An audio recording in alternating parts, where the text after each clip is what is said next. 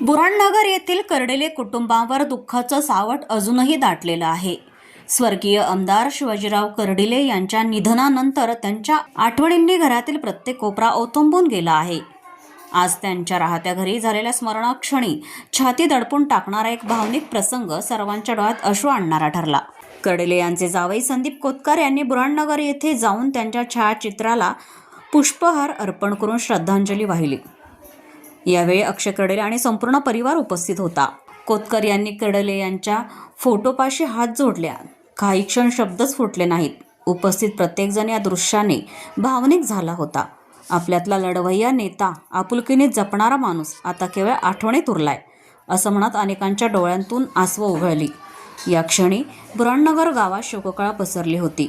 संपूर्ण परिसरात एकच भावना व्यक्त होत होती, शिवाजीराव साहेब गेले, पण त्यांचं प्रेम, त्यांची आठवण आणि त्यांची कार्यशक्ती कायम हृदयात जिवंत राहील।